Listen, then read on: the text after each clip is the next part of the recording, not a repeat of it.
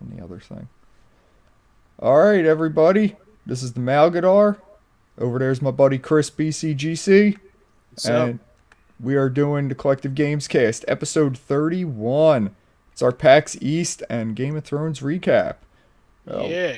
so, Chris, I haven't seen you since Friday night because you got called back to work for an emergency. Yep. Just wanted to say what's up, man. Not much, man. Just pissed off. Yeah, you're gonna feel worse later. Trust me. We're gonna get to this. Why is that? We'll get to it, but suffice to say, last night was epic. All right. Yeah.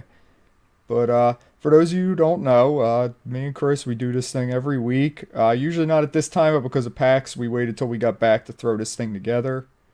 Also, the setup's a little weird this week because I'm a bit drugged up right now, and so we're couch casting. So we'll see what the fuck happens. Oh boy, this is gonna be a fun one, Chris. So, Yep. all right. So should we start with the Game of Thrones recap? Yeah, let's Get do that that. done. Okay. All in all, what you think of the episode tonight, man? Oh, I didn't watch it, man. That's why I'm pissed off. Oh, I thought when you sent me that one text, you said you were basically saying you got your shit together. Yeah, to start watching it, I haven't been able to start watching it yet. Damn. Yeah. Okay. Well, damn. See, I don't want to get too deep then with the Do not. spoilers. You can't. Yeah. Can't So get how about I just talk about it in a few generalities, and then we'll just get right to pack because there's a ton to talk about with that. All right. And I like to keep this short because I'm not feeling the best tonight. Oh God, excuse me. See, my body's a wreck right now. I need like 14 and a half hours sleep. Get my shit Dude. together. All right. So Game of Thrones, after last season where I said it was cool because there was a lot of stuff going on, but it sucked because it seemed like nobody was going anywhere. Tonight's Yep. episode, it went basically around the horn and basically played catch up with everybody. Cool. You know, uh, nothing.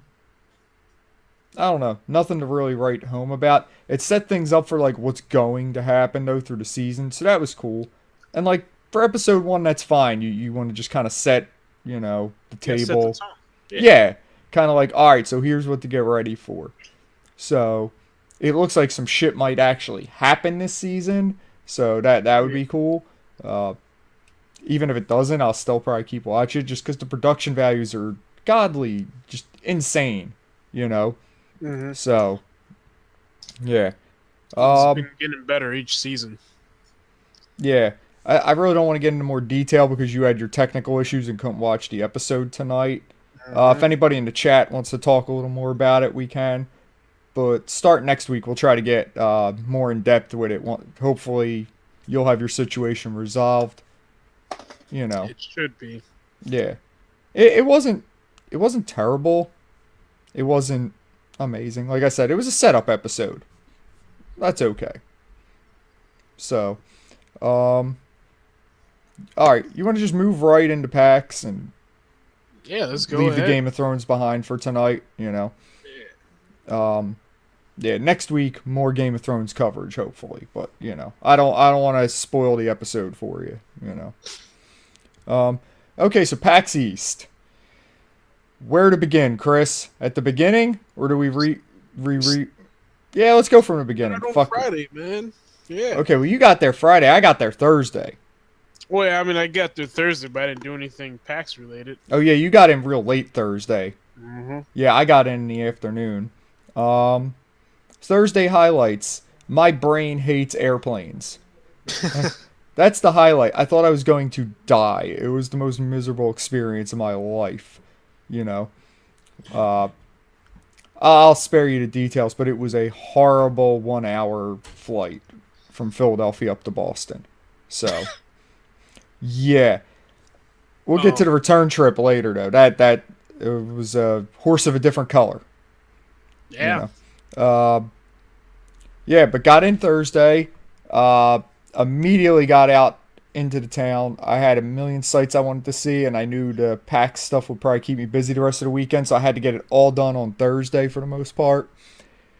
Uh, Walked the Freedom Trail, saw Boston Commons, Faneuil Hall, Cheers Replica Bar, the Old State House, um, the Trinity Chapel, the Boston Public Library. Like, I saw a million sites, you know. Uh, we did walk like half the Freedom Trail. It There you was go. it was cool. It was a great day in Boston. I love that city, man. It is a lot cleaner than Philadelphia. Like it's not. Cleaner, and the people are nicer. Yeah, man. Like people aren't like destroying shit and like being Nope. rude everywhere. It's like really weird for me. I'm used to like chaos and entropy everywhere I go. Yeah, man. I'm telling you, when it was right when I got in, my phone died because the bus was like, yeah, we got chargers and all that stuff. Only half the bus had sockets, and only half of those actually worked. Oh So I get God. there, and I'm looking around for the map, and I'm looking at the map, and some guy goes, "Hey, man, you need help?" And instantly I go into defensive, like, "Who the fuck is that?" Like, am I about to get mugged? Like, shit, man. And then he comes up, he's like, "Yeah, man, I live around here. I thought I'd give you some help. You look kind of lost or whatever." And I tell him, "Like, yeah, man, my cell phone died. I'm trying to figure out where I'm going." He goes, "Oh, here," pulls out a charger. He's like, "Yeah, go ahead, man, plug it in." So I plug it in, and he's like, "Yeah, man, I could try to direct you to where you're trying to go. Probably in the general idea, where you're trying to go and all that." I was like, "Yeah, man, that'll help a lot." And so he goes, "Cool, is it charging?" I was like, "No, my phone's not charging." He goes, "Don't worry about it, man. How about this?" Pulls the charger out. Goes, "Here, take the charger. Hopefully you find your way back, man. Good luck." And gets ready to walk off. I'm like, "Dude, whoa. Hey, man, I don't need your charger. You could take your charger, man. I don't need this." I was like, "I got mine. I just need to find a socket real fast." But I appreciate. He's like, "Oh, you know what? No worries, man. You take care." I'm not used to that, man. I'm not used to it at all. Yeah, Like, that's pretty people come sweet, up to man. you at night. They're like, "You're about to get mugged, man. Like, can I use your cell phone?" Sure, take it and run. Yeah, Whereas this was completely unusual, man. And the homeless people didn't seem aggressive. They just kind of sat there like, "Have a nice day." They didn't even ask for money. It was like, what is going on? I'm mm, not used to any of this stuff here. yeah, yeah. It was different, man. It was very different for saying the cities aren't that far apart. Like, Hmm. man, it was something else, Yep. Um, yeah. Other things that happened on Thursday. I'm trying to think. Ran into Max Scoville of IGN out on the street. That was kind of crazy. Just Cool. walking up the street, and it was like, "Hey, dude, you're Max Scoville." Like, I know who the fuck you are, man. You know. He was in a rush, so he couldn't stay long to talk. Probably had a Yeah. million things to do. He probably just got into the city himself, so Hmm. you know. I didn't hold him up. Um, yeah. Uh, Other than that, Thursday was just like dinner, drinking at the bar. Nothing special. Uh, Fridays when shit got real. Yep. Yeah, because Friday morning we tried to meet over at the convention center. I ran into two really cool dudes who work for Twitch. They were from Texas.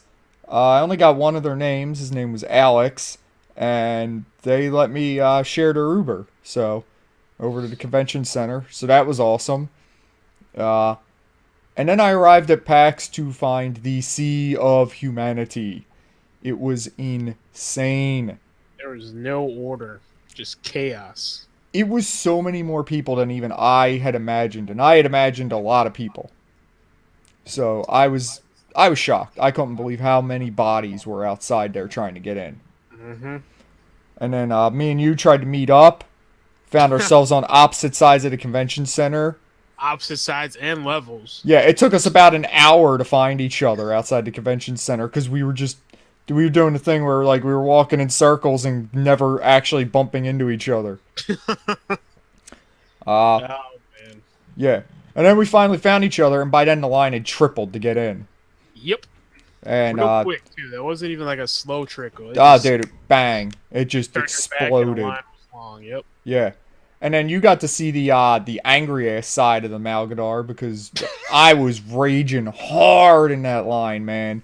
Like a lot of things were said, man. Yeah, I will not even try to pretend I was not fuming, man. Like you want that East Coast anger? Yeah, you got it. I was hate tweeting at anybody I thought had anything to do with the PAX organization for just the horrible job they did of getting everybody in the door. Yeah, we did, and it was bothering me because one of my things I wanted to do Friday morning was catch the 11:30 kind of funny panel, and I figured I got here at 9:30. I'll get in there in time for that. Didn't get in the door till 11:15. So you were with me, and I kind of just drug your ass to the panel because, like, I know you've never really been like a giant kind of funny fan like I am, but you know, you were just kind of following me, and I was basically grabbing people by the vest, like, where the fuck is the Dragonfly Theater? I gotta get there, you know? And, it was amazing. I had no idea. Nobody who works at that convention center full-time had an idea. The only people knew were the red shirts. So, thank you, PAX Enforcers, for knowing your way around the place, because apparently the people who work there full-time had no clue. They didn't give any type of fucks. They're just like, I just work here, man. Yeah, they were like, leave me alone. I'm trying to work. You know? Work here. You see this? It says coat check, not information. Yeah. But we found a Dragonfly Theater. We got in. We met the guys from the Zero Review crew. Yep. They were cool. Kept running into them all weekend too. So that was kind of like a running gag. You know, after you left, I kept bumping into them. So. That's crazy. So we go to kind of funny panel on Friday. That was pretty awesome. The panel was great. There was a lot of humor, and it's early in the morning, and like PAX is just starting, and it was great because it just got everybody laughing. It got everything loosened up. I got up there, asked a question or two of the guys. They let me plug the show, which was super cool of them. That is awesome. Yeah. I got Greg Miller to sign my Dixie cup so I could pee in it later. And I got a free beta game. So you can't beat that, right? Did you play it yet? No, I did not. Dude, it's been a whirlwind. Like, you know. I can't wait for, like, normal to set back in. Uh-huh. Yeah. And then, after the panel, me and you finally hit the show floor. Yep. And, actually, I guess I'd be remiss if I didn't bring up Mike and Tina from Proven Gamer, who spent a couple hours with us, actually. Oh, yeah, that was quite some time. Lunch and, the meeting beforehand, yeah. Yeah, they hung out with us, talked to us a lot about, like, what we could do to make the podcast better and, you know, try to increase our viewership. And they helped us learn our way around the convention, you know, kind of gave us, like, the quick tour of it, like, you know, here's where to find everything, and which was cool because, like, neither of us haven't been there before. It was great to have somebody just kind of say, like, this is over here, that's over there. Yeah. You know. We had lunch together, which was awesome. Mike insulted me for my choice of microphones. And then he taught us how to roll shirts. So, it was a couple hours of things I never thought would happen, you know. I never thought when we started that conversation that somehow I'd learn how to roll up a shirt. You know. But they were totally awesome. It was great hanging out with them for a while. And then after that, we finally hit the show floor after we both accidentally had to eat fish. You know, it wasn't bad. I enjoyed the clam, man. No, it wasn't bad, actually, all in all. I just didn't realize we were buying fish. Oh, man. It is Boston.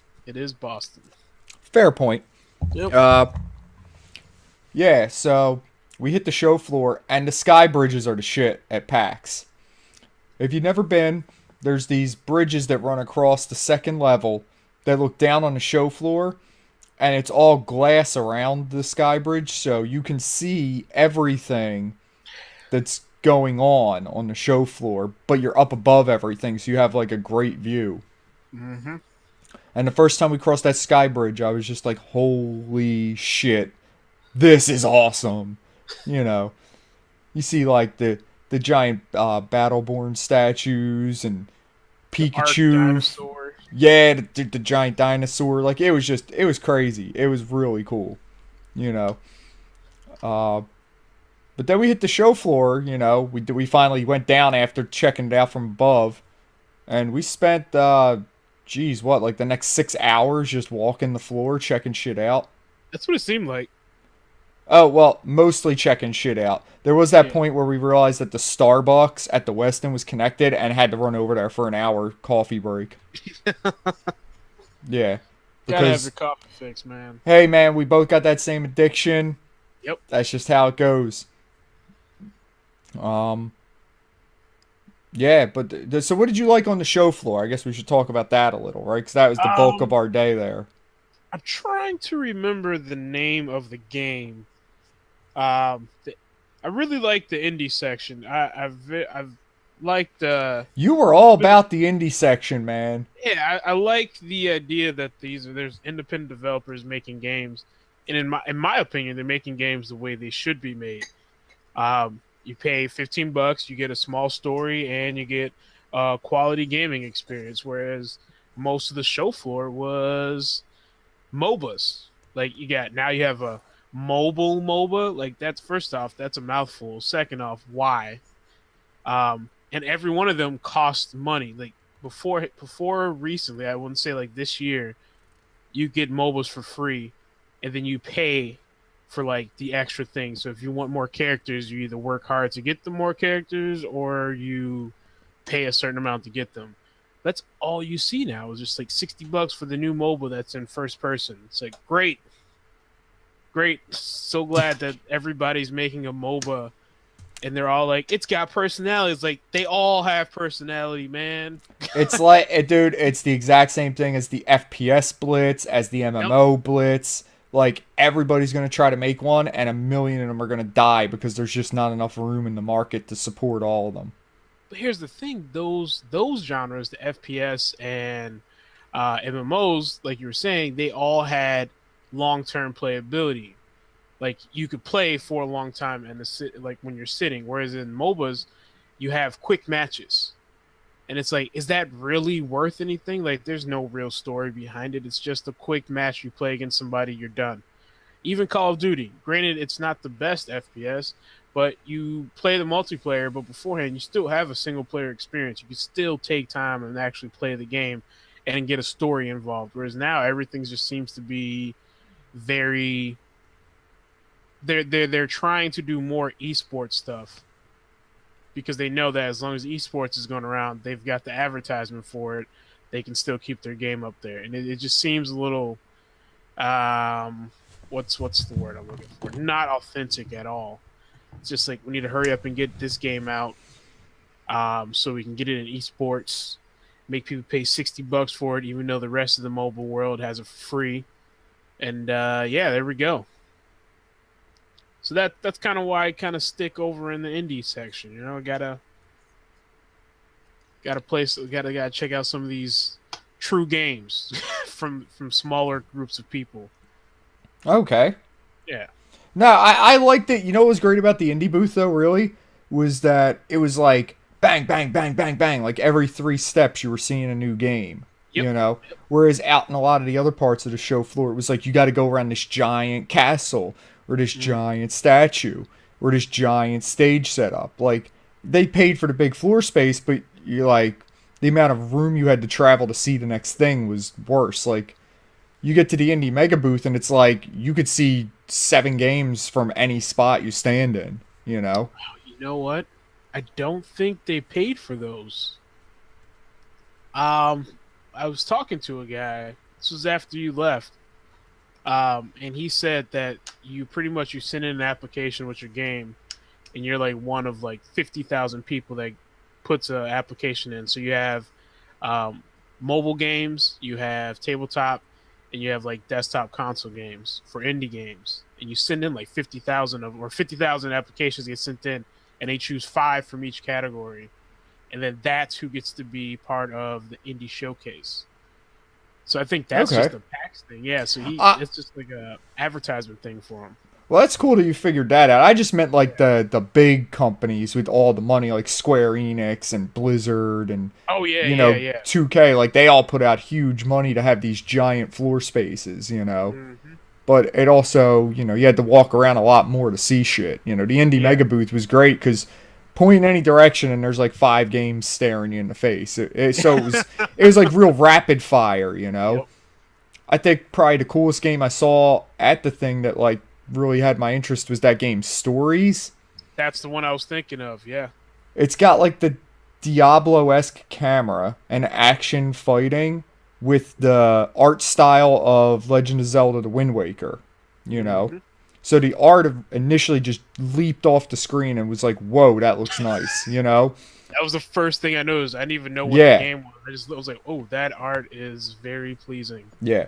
So like that is something I definitely want to check out. Like, you take some of those Diablo elements, you put some really good artwork around it. Mm-hmm. I think I'm gonna have to check that one out. And those guys were talking to us for a while. They were telling us about their whole thing, how the game is about the stories and how your choices affect how other things happen throughout the game. So like, there's a lot of replayability to play the stories out differently. Mm-hmm. Yeah. And he said like, so you have 4 parts of the story. So you play the first part, and then you answer a question, and you get the second part. And you do that 4 times, and then you get I think he said after the 4th one, it starts over, but you get whatever you've unlocked, whatever abilities you've gotten, whatever questions you had, so it carries on to the beginning. It's kind of like you get to reset the world, but with the stuff that you already unlocked, and you kind of repeat that again with different abilities. I think that's a cool concept. I think it's a very cool concept. Yeah, no, I was totally down with it. I was like, yo, give me your card because I do not want to forget this game. Like, I was like, this is one of the ones I got to check out. Yep. The other game, and it wasn't in the indie mega booth, but it was over in the Sony side, was the, what was it called? Push Me, Pull You. Oh, wow. That weird ass human worm game.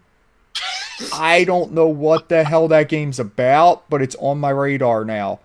Because just watching those 2 guys play, and we're like, what the hell are you doing? Like, I don't know, man.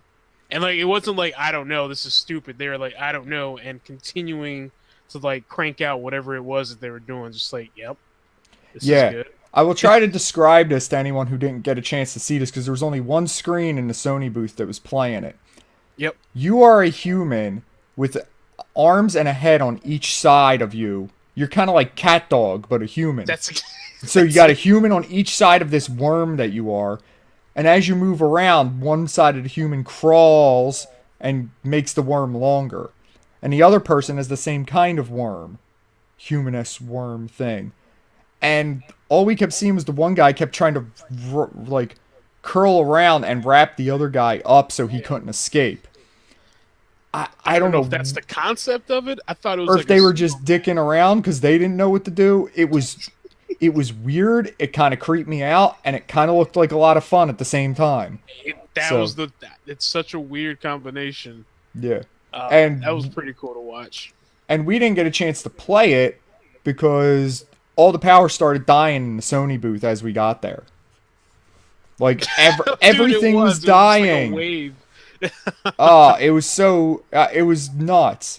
We saw Paragon. Paragon was shut down on 8 screens because the power went out. And then that's the one I kind of wanted to see play out. Because I've already seen Overwatch. I've played Battleborn. Battleborn. Now I kind of want to see what Paragon is because they pretty much sound like the same goddamn game, just with different developers. So it's like I got to see what they've got going on. But yeah, that was really weird. That was just like strip after strip was just dying out. I think they did that on purpose because it was right around the time that they were closing down the. Yeah, I mean, it happened around 5 o'clock, so there was only an hour left in the expo hall anyway, so it wasn't the worst, like, disgrace ever. It sucked because, we wanted to play that Push Me, Pull You and see if we could figure it out, and the power died, like, within 10 minutes of us being over there, so. Yeah. That thing was weird, man. I'm keeping an eye out for that. Yep. We stopped by to build your own PC booth. We saw people had crazy ass rigs they built over there. Dude, that was a little crazy. Good crazy. Good crazy. Yeah. Personally, I would not bring my own system in, but kudos to them for doing so. And then they weren't like the cheap ones. It was pretty much just like, look what I can do, guys. I built this. $4,000 in this case. It was nuts. And I went over because I was like, I wanted to get a picture of one of them. And the security on that's tight as shit because they don't want anyone's rig getting stolen, you know? Mm-hmm. And, you know, they were nice enough to let me walk up to like a point where I couldn't touch anything but could get a decent picture of the one guy's creeper rig because that was just sweet. That was pretty cool. Yeah. Yeah, so we did that. The VR lines were kind of insane. Yeah, VR was like the big thing at this PAX, so I never wanted to like wait in line all day or, you know, get like lice or pink eye from the VR helmets. Dude, so I never played any of them. Everybody was sitting down waiting. It was funny watching people play the Vive though, out of all of them. Mm-hmm. You know, watching everybody try to like walk around with that thing on. It was funny. We hung out by the Vive booths and just kind of laughed a little bit for a while. The Vive looks like it's the best option for VR, in my opinion. If you got the room for it. You gotta have the room, and you gotta have the $800 that it is to actually buy it. Yeah. That's the other thing. It's got some interesting stuff, though. Yeah, I'll say that. But I don't have the room for it, really. So it's not even on my radar because of that. I'm not going to build a damn Vive room or remodel my house for it, you know? Just not going to happen. Yeah. I played the Platinum demo. Oh, yeah, because I left you for a little bit because you had never played the Platinum demo, so we split up for a few minutes there. Yeah, tell me what you thought of that, because when we got back together, we started just checking out new stuff. I never got your thoughts on it. It doesn't feel like a Final Fantasy game. The demo, no. The demo doesn't, and if that's what the gameplay is like, I'm so used to the old school way where, like, you encounter something, you go into the battle menus, right? Whereas this, it seemed, well, granted, this is more, I want to know if the demo is anything like the game, but it seemed more like an action game than it was an actual, an old school Final Fantasy game. Even 13 kind of held on to some of those elements, where 15 seemed like it went away. Maybe that's just the demo. Maybe I don't know what I'm talking about, but like when I'm using X and square to attack instead of like doing a certain list of commands, it seems odd. It's something you need to get used to. It's not all that new to Square RPGs, though. I mean, Star Ocean does it, and Kingdom Hearts does it. They just feel like that's the way it's going, you know? Yeah. And it'll be interesting because they're going to do that, and I think Persona's still going to be menu-based. So we'll kind of see who does better, you know? Because I think a lot of people think the menu-based RPG is dead, and I'm like, fuck you. I want the menu-based RPGs. That stuff is still alive. That's what I wanted. I will still gladly play a menu-based RPG. It's not a big deal. But you know, you got to do what you got to do to make bank. Yep, this is very true. And a lot of their main criticism has been the menu-based battle system. I know a lot of people don't like it. It doesn't bother me though. I feel like those are the people that should not be playing it. But I guess, you know, you got to broaden your horizon. You got to keep adding new people to your demographic so you can sell more. I get that. Yeah. That was about it for Friday at the show, at least at the moment that I could think of. I mean, it was just really a walk around and look at shit kind of day. Yeah. I did, after you left, I walked around. Yeah, you did a few things. Yeah. My old ass ran back to the hotel to recharge my batteries for an hour or two. But you hung in there. Yeah, so I walked around to see what else was to offer. I went back to the PC area to see what the Surface was like, and they had, Rocket League going on. Yeah, the Surface tablets, those things are solid, man. That was playing, I think it was League of Legends and Rocket League on there, which I think is pretty nice considering it's supposed to be like a laptop keyboard or laptop tablet combination type of thing. Like that was pretty impressive. And then off the floor, I went to the different console rooms, so you can do like console free play stuff. So you pick a number, you can get a console, and you can play one of the games on any of the consoles. I think it was PS3, Xbox 360, Xbox One, PS4, Wii U. I think the Wii was there too. The big TVs they had were for obviously Street Fighter and Smash. So stayed and watched some of that.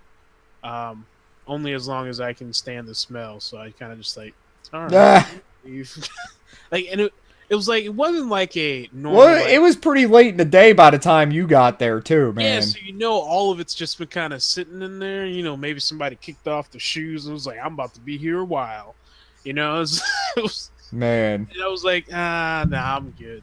So then I left there. I walked around. I didn't see this the first time I went around. The second time I came around, there was a free arcade, like DDR and a bunch of old school arcade games. I was like, damn, man, I missed this. Like that was, oh man, I really wanted that arcade, man. But I was heading out at that point. Yeah, that would have been pretty cool, actually. I'm mad I didn't see anything like that. That was on the bottom floor underneath where the free play consoles were. Oh, okay. Yeah, so there was a lot of Just Dance competitions going on, some karaoke, some all that was going on. But then I went upstairs and I was like, you know what, let me take a seat before I head back out. And as I was sitting down, it was like as I was about to go to the chairs, I see two other guys coming, and there's only 3 chairs in the area, so I guess they all decided to join me over there. Turns out they were developers. Well, one was a developer, and the other one was his marketing team. The guy, his name is Andrew. I can't remember his last name. He's an indie developer. He made this game called Unmatch, which is a game, in his words, where you unmatch things. And so it's like the opposite of a match 3 puzzle game? Exactly. He said it's the exact opposite of what you wanted. And that was one of the things he did at the Indie Showcase was that story. He said he made a match 3 game. That was his first prototype. And he went to these people to talk about them. And they're like, we hate you for making this game. Do the exact opposite of this. And so he goes home and he makes the exact opposite, which is Unmatch. And so pretty much all you do is, it's an iOS game, so I can't really download it, but I was playing it on his phone. And so all you do is unmatch the colors, and you get more and more colors each level you go up, and you just got to unmatch them with a certain amount of moves. It's very simple, but the aesthetic, the nice little sound it has, the way the colors rotate, there's no useless animations, there's nothing useless on the screen. It's a white screen, very thin text, and the colors are bold. I'm like, this is how you make a game. Like, this isn't anything like, whoa, this is just very relaxing and very addictive.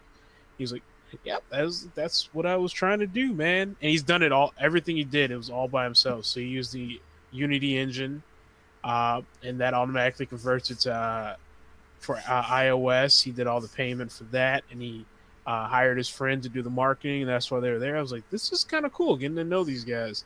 From Wisconsin, of all places, and I was like, oh, I'm sorry, guys. I come from Minnesota, the better state. And they're like, oh, that's right. Oh, okay. Yeah, I guess there's a little rivalry there. Yeah. My state's colder than your state.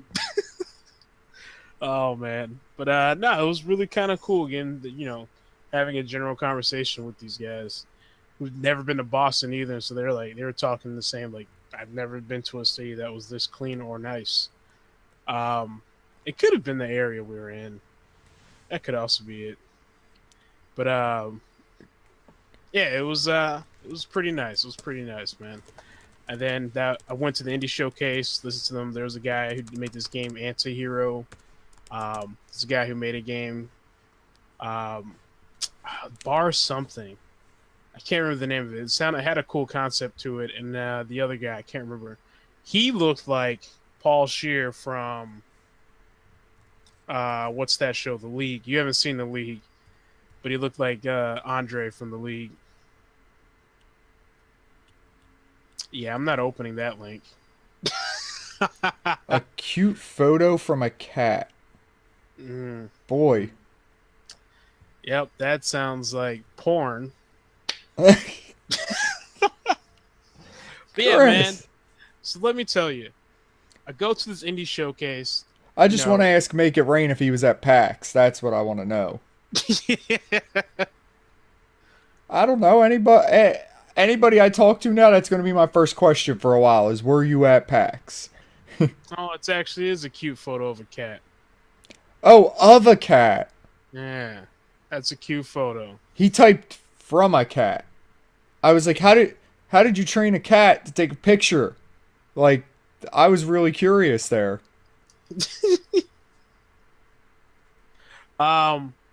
Yeah, so before actually, cute cat photos are a virus in their own way. The internet loves cats. That's how you distract everyone. That's also how you get all kinds of people to retweet your shit on Twitter. You just put a fucking photo of a cat, everybody loves it. Cats and boobs, man. I've done it with my cat. Trust me, it does work. Yeah. But yeah, I'm sorry. Finish up with your Friday stuff, man. Yeah, so after I left, met up with you and your wife, and yeah, we went to Crave Made for Chicken for dinner, and right around the Chinatown area of Boston there. It was delicious too. That was some damn good stuff. Yeah, I'll tell you what. We had to wait a little while for a table, but damn if the food and drinks weren't banging, man. They got their shit tight. Mm-hmm. Yeah. Yeah. So as I was leaving, I was walking, popped up Reddit, started reading some of the news topics, and then I saw one about Gearbox saying their next game is Borderlands 3. And I was like, God damn it, I should have been at that one, man. I was at the indie showcase instead of the Gearbox one. I was like, damn, man. Oh, you can't make every panel, man. It's just not possible. Well, the way they described it, inside Gearbox software, I'm like, that does not sound interesting at all. Oh, man. Yeah. So I walked back to my place, and I'm standing outside, decided to take a smoke. And then I noticed, Jack Trenton walks up. No, man. No gamers whatsoever. But Garoppolo, back up to Tom Brady, was there. Get the fuck out. Yeah, you didn't tell me about this yet. No, I saved this story for you, man. Oh, man. I knew you would like it. I fucking hated it. Although they did have free drinks, so I was okay with that. There you go. That's a win, man. Yeah, so Garoppolo, Matt Patricia. I kind of the epic beard. Did you get a picture with him? No, I did not get a picture. Oh, man. They were just there. I didn't go up to them like, hey, man. Oh, okay. I hate you guys. I didn't want to do that. Fair enough. Hey, I can respect letting them just enjoy their night. They were too big, man. It's not for me. Matt Patricia's a massive dude. But yeah, they were there. I was just standing outside, and I walked over, and a few people started talking to me, and they're like, "Yeah, man, you got drinks and stuff." Because everyone's all excited. The Celtics finally won the playoff game. It's like, oh my god! Oh yeah, that's right. The place was going nuts when we were at dinner. Yeah. Yep. And now where I was staying was right next to TD Garden. So. Okay. Damn. Yeah, so everyone there was just like partying up. So I was just sitting out there watching people fall on their face. It was quite interesting. Uber drivers having people open their car door and not be the person they're supposed to have. They were, open the fucking door, man. Yeah, I learned quickly. Don't use Uber right in the area where everybody's trying to get an Uber. Walk a block or two away, then do it. They will try to jack your Uber, man. Yeah. So. Yeah, that was a good lesson to learn fast. Crowded area, walk a block or two away, get some distance, and then put in for the Uber. Yep. All right. Anything else before you left on Friday? Nah, that was it. There wasn't that much. Everything was closed down, so it was mainly just walk around and see what else they had. Well, for me, on Friday, when you were playing the Platinum demo and the other stuff at the Square Enix booth, I wandered over to the Table Titans booth. I got to meet Scott Kurtz from PvP. He plays Binwin in the Acquisitions Incorporated live game. So I got to talk to him, shake his hand, say what's up. I ran into Mike Krahulik of Penny Arcade, Gabe, and, talked to him. And I was just shooting the shit with them about, like, their live D&D game they do at PAX every year. And it was cool. They just gave me a couple minutes at a time, said what's up, and it was pretty awesome. I was like, damn, like, didn't expect to run into those guys. Well, Scott Kurtz had a booth, so it wasn't so surprising to run into him. But the fact that Mike Krahulik was over there when I happened to walk by was just like serendipitous timing. So that was cool. And then you went over everything really. Friday after dinner, I went to bed because I knew Saturday was going to be balls ass busy. And so Saturday. Hold on, before we finish Friday, I'm trying to remember. There was a few games that I checked out that I forgot to mention. There's that Lawbreakers game. Oh, yeah. I'm not sure what it is, but it looks kind of cool. I'm not sure if it's a MOBA or if it's just like an arcade. They put out big money for a big booth, so I hope they got like some good exposure because otherwise they could be done. That's the other thing I wanted to mention is the amount of money Blizzard is shelling out for Overwatch. Yo, did you know? Hold on. I found this out today. It was too late. Those Lamborghinis and that big-ass truck and everything that were outside the convention center, those were Ubers. That was Uber? Those were Blizzard-sponsored Ubers. You could get a ride in that Lamborghini. Or the giant crazy monster truck. Yeah. I was like, shit, I would have done it. I would have done it. Just like 2 blocks just to be in a Lamborghini for 2 blocks. I didn't know. Where can I go for the minimum payments? Yeah, shit. Maybe better I didn't, man. I'd have probably just wanted one for the rest of my life, Yep. Nah, dude, that gas goes yeah. motherfucker. So Blizzard was throwing money around. They were just like, yeah, come on, Overwatch. Dude, that between Overwatch, Arc, and I think the Pokemon Station, those were the biggest, I think, sections. Lawbreakers had a huge one. But Blizzard and who did I mention? I can't remember who the group that did Lawbreakers was, but Nintendo had a pretty big section. Sony's was big floor space wise, but it wasn't like you didn't see any like big extravagant things. They were more like, hey, try our games, which was kind of nice. I appreciate that more than just like a giant Pikachu or a giant dinosaur, which was kind of cool. I'll give Arc that. They had the nice, nice little thing there. But yeah, the amount of money the companies would have to shell out for some of that just to be like, look at us. Look at my game that we've already been shoving down your throats everywhere. It's like I think they're compensating for something. Yeah. Is this game going to be shitty? Is that what's happening right now? This is going to be a shit game. Yeah, you never know either, man. So anyway, I was trying to get to the Saturday stuff. Was that it for Friday? Because I'll let you... That was it. Okay. So Saturday I had to pick up some prescriptions for my flight home, right? Mm-hmm. But my doctor sent them to the wrong CVS. He sent them to one all the way across the city, all right? So I said, fuck it, I'm going to walk there. I got nothing to do Saturday morning, right? So I start walking across town. And I'm thinking to myself, I'm like, man, where exactly is Fenway Park? Because I'm like, I kind of wanted to see it. I was like, am I getting close to it going in this direction, Mm-hmm. All of a sudden I look up and there's a giant Sitco sign. And I'm like, wait, Sitco. I know that Sitco sign. It's in the field, right? Don't you know I walk like 2 or 3 more blocks and all of a sudden there's Fenway Park right in the middle of the neighborhood. That's amazing. I was like, holy shit. It's just, if you saw what's around Fenway Park, you would never believe it. Like, that's how you know how old it is, because it's just plopped in the middle of a neighborhood. Mm-hmm. It's so great, dude. I walked around the perimeter, the whole thing. I got, like, all these pictures of it. It was pretty awesome. That's how the old Yankee Stadium was too, wasn't it? Yeah, yeah, Jay. It was just pretty much in the middle of a neighborhood in Right the in the middle of Bronx. the neighborhood. Yeah. Um, that was really cool. I got, knocked something off the list of shit I wanted to do in Boston. Yeah. And then I just relaxed the rest of the day because I thought about going back to the con, but I really saw everything I wanted on Friday. And Saturday night, there was a big party for Kind of Funny. And Yep. it was at 8 o'clock.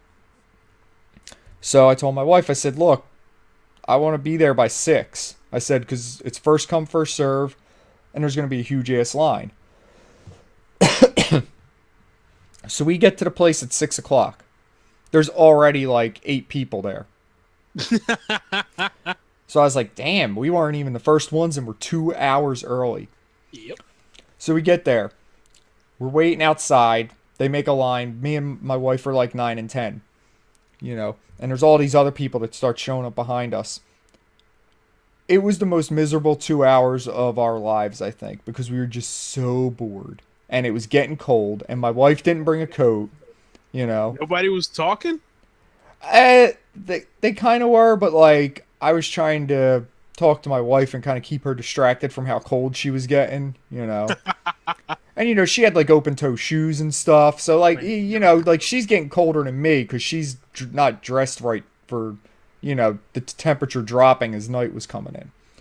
So, anyway, these 2 hours go by. I'm telling you, she's miserable. She's like, why did you drag me out to this fucking thing? All right?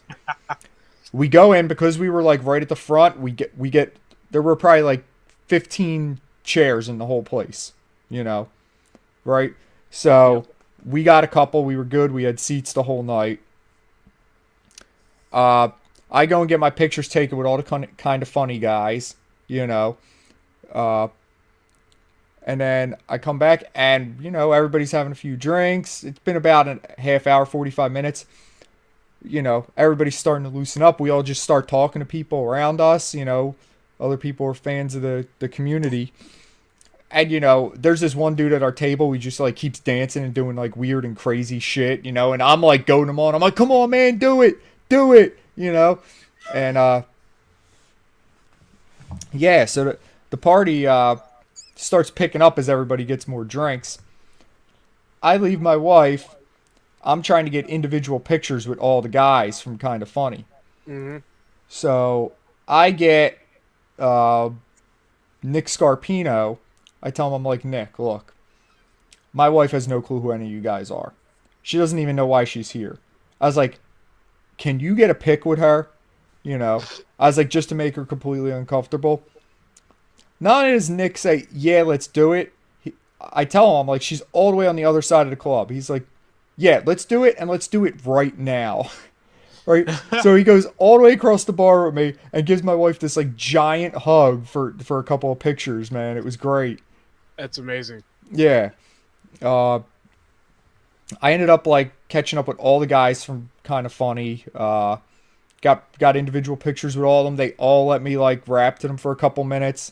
I think I talked Greg Miller's ear off at one point. I ran into Gio Corsi from PlayStation. I got a couple pictures from him, or with him. Then I made him take a picture of me with Nick Scarpino. Because I was like, I want to post it on Twitter and I want to put that you took the picture, And he was like, yeah, okay, fuck it, Nice. And then later, I go back to my wife to see how she's doing. She's made a shit ton of friends. She's got a crew. So now I'm like meeting the crew and I'm like, what's up, guys? And they're like, oh, you're her husband. I'm like, yeah, I keep leaving her to meet all these people and get pictures. I was like, I feel like the worst husband ever. Meanwhile, my wife's having the time of her life. She's just partying hard, So that's awesome. Yeah, a couple hours in, I said to her, you never thought you'd have this much fun when we came here tonight, Yep. And she was like, no, I'm having a great time, That's good shit. Yeah, it was awesome. All the people I saw, just all the people I got to talk to, all the new friends we made, It was really great. There's just a million people, like, to mention. I mean, there was Dominic and his crew who was hanging out with us. There's the dancing guy who I never got the name of, but me and him got a picture for the Square Enix website together. That's awesome. Yeah. There was Nicole and Justin who were from Boston. There was Ciara who was from North Carolina. And all these people were awesome. And there were a couple other people at our table who were talking with in between, and I didn't get their names, and I'm sorry. But yeah, it was just great. It was just a lot of cool people. It was really positive. It was the highlight of the weekend, So it was great. That party was off the hook. I was so mad you got called back to Philly, though. I was like, Chris would be having the best time right now. So instead, I was on a bus. Actually, quite a smooth ride. Yeah, but met this guy. Telling me a lot of stories. He's an investor. He works for a venture fund or whatever you want to call them. And he does. He's the one who does the arguments on whether or not a company they should invest or not invest. And he's just talking about how much bullshit he goes through, right? This dude he can't be more than 30 years old, in my opinion, right? And then he starts telling me about how he was 14, 15 in Japan doing MMA, right? So his sister, who I guess ran things, signed him off as he was 18. So he was doing MMA at 14, did a lot of football and stuff, went to college, paid for all that because obviously MMA stuff. But that dude had a crazy life. And he's got to be like 40-something because this was back in 94 when he was 14. So what's that, like 36 maybe? Yeah. Yeah. He had some pretty cool stories and stuff, but for the most part, I slept the ride. but yeah, that was my Saturday. Interesting Saturday. Yeah, man, that party was off the hook, man. Awesome. It was great. I got a million pictures to show you at work. Yes, all the people. Yeah, forgot I have to do that tomorrow. Yeah, I must have got like a half dozen hugs from Tim Gettys, man. Because I told him, I was like, you were the guy I came to Boston to see, because I had to tell you how awesome you are, and because it's a long story, but anyway, he seemed like super appreciative of it. He loved that when I went up to get my picture with the crew, I had like a totally different pose than everybody else did. Like I had a planned pose and everything. And he was like, yeah, he like me and him hadn't talked at this point. This is the first time he ever saw me, other than when I asked the question at the panel the other day. Okay. And he was like, yo, this guy came up prepared and everything. And I was walking away at that point because it was like a cycling line for people to get pictures. And I stopped and I turned around and I looked at him and I pointed and I said, Tim, I don't do shit the way other people do it. All the guys got a kick out of that. So, dude, I probably came off like such an arrogant fuck, but I was just having a good time. It was just all good fun. I feel like that's you normally, though. I come off as arrogant. I mean, that's... Yeah, when I get unchained, man, I get exuberant. You got to watch out. Yeah. So, today was the nightmare, though, because I woke up and realized I partied too hard Saturday night. I was like, fuck it, I gotta get on this airplane after that nightmare of the other one. Yeah. I took the prescriptions. No problem with the plane. It was relaxing. I listened to music. I just chilled the whole ride home. So, that was a big win. I was like, okay, maybe I can fly. I just need a little help. So, yeah, the kind of funny party was that just far and away the highlight of the weekend, man. It was great. That is awesome, man. So many cool people. And as soon as I was there, I was like, I got to do this again next year. I was like, I know all these people now. I was like, I got to come back. I got to see them all again, Yep. Yeah. So, it was a great time. I definitely have to start thinking about if I want to do this next year because it was a very expensive trip, but I got to start planning. I got to start planning now to be ready. That's what I'm doing. Yep. Yeah. But at Pax East, I thought it was a huge win. A lot of people found out about the show. A lot of people we were hanging out with at the party last night. You know what I mean? I was just giving them my phone. I was like, here, I had the Twitter app open. I was like, here, just put your shit in. I'm following you. You're awesome. You know, and a lot of them were immediately following back to the show. They were like, we're going to check it out. Like, you're a great dude, you know. Greg and Tim, like, gave me just all kinds of advice about the show. Like, they were nothing but supportive about it. It was great, you know. It's just funny because you listen to the dudes on the podcasts and stuff all the time, and you think you have an idea who they are, but you meet them for real, and then you just kind of really know. And it was like, these guys are even cooler than I thought they could have been, you know.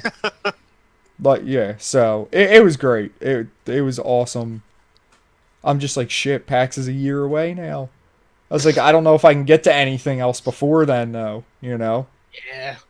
So, no, PAX East was a big win. It was a big win for the show. You know, we got the word out to a lot of people. We just met a lot of cool people, which was really the bigger thing. It was less about promoting the show and more about just, like, meeting people and being like, all right, what's up? Like, you're gamers too? Like, let's bullshit, which is what the show's about every week, you know? So hopefully we'll get some new guests, and hopefully we got a good plan of attack for next year's PAX. Yeah. That's the big thing there, man. Yeah, so, like, I don't know. Hopefully I'll be hearing from all these cool new people I met. I'm sure everybody's in recovery today, traveling home, getting back to real life, you know. Yep. Yeah, but it was a great time. It was worth every penny. Yeah.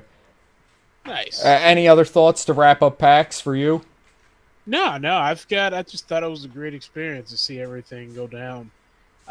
That's actually my first convention experience in general. It was nice, relaxing.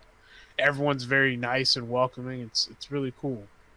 Yeah, no, it was funny. We were hanging out with Nicole and Justin and Ciara for a long time last night, and Nicole says, wait, is this your first con of any kind? And I was like, yup.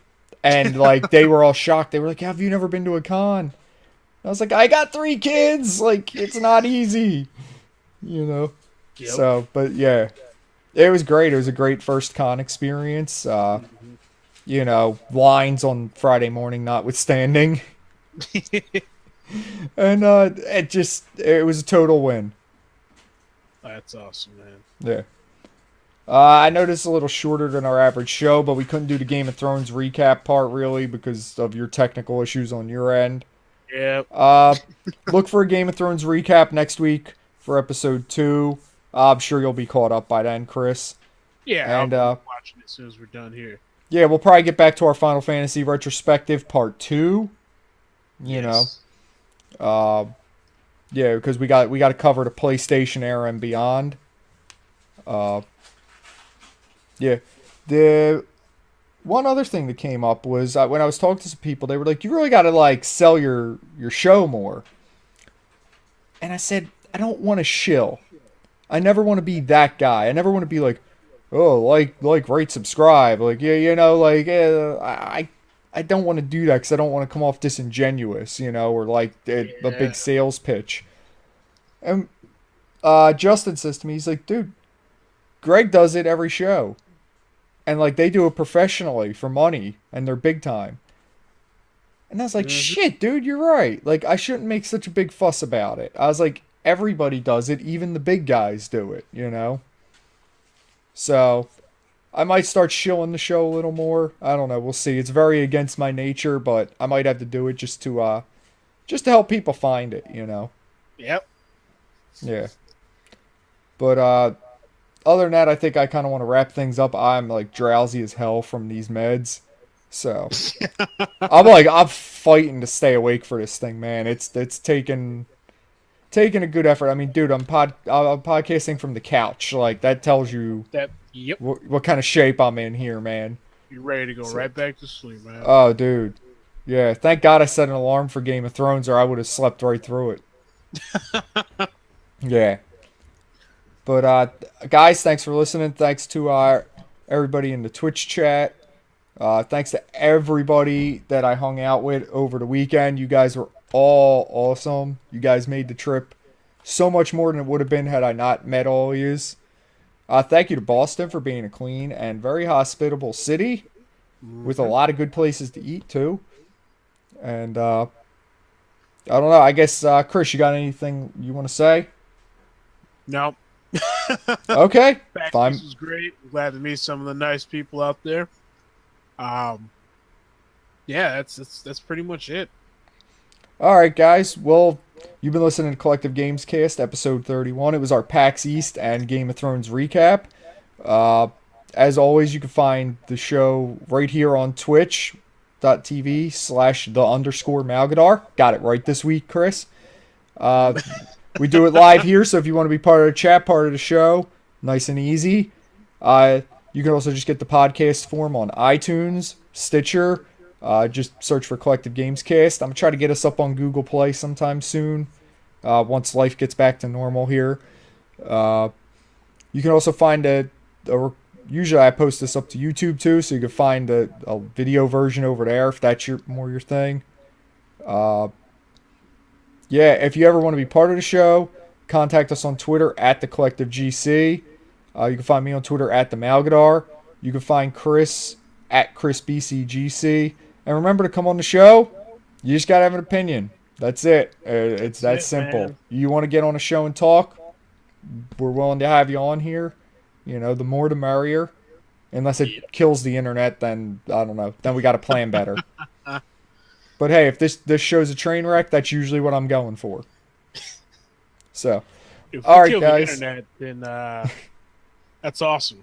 I think that's an achievement. Yeah. Yeah. So thanks to everybody who listens and everybody who made this weekend awesome. And sorry it's a bit of a short one, but we'll catch you next week, and we'll probably be back to normal then. All right. All right. Peace out, guys.